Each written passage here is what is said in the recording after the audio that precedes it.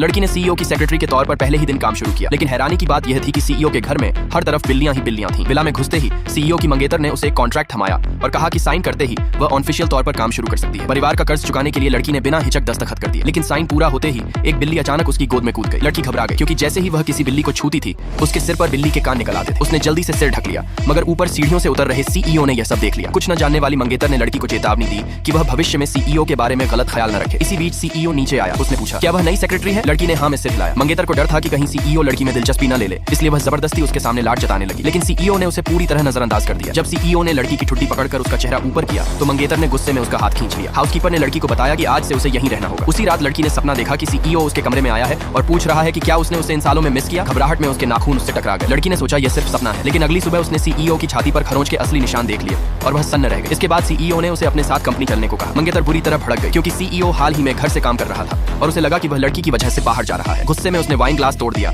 और लड़की को निकालने की ठान ली। कंपनी पहुंचते ही सीईओ ने सबके सामने ऐलान कर दिया कि लड़की उसकी नई सेक्रेटरी है और अब कंपनी के सारे काम उसी को रिपोर्ट होंगे। ये सुनते ही बाकी महिला कर्मचारी जलने लगी और उसके खिलाफ अफवाहें फैलाने लगी। लिफ्ट के पास एक महिला कर्मचारी ने लड़की पर सीईओ को फंसाने का आरोप लगाया और हाथ उठाने ही वाली थी कि तभी सीईओ आ गया। उसने उस महिला का हाथ पकड़ लिया और साफ कहा कि जो भी लड़की के बारे में बकवास करेगा उसे नौकरी से निकाल दिया जाएगा। लड़की वहां से चली गई और सीईओ उसकी पीठ को गहराई से देखता रह गया, क्योंकि सच्चाई यह थी कि वह लड़की कोई आम इंसान नहीं थी। वह वही बिल्ली थी जिसे सीईओ ने 5 साल पहले पाला था। इंसानी रूप लेने के बाद वह अपनी याददाश्त खो बैठी थी और भटक गई थी। सीईओ तब से रोज उसकी तस्वीर देखता था, उसे ढूंढने की उम्मीद में। अब जब उसने उसे पा लिया था तो वह उसे दोबारा कभी खोने वाला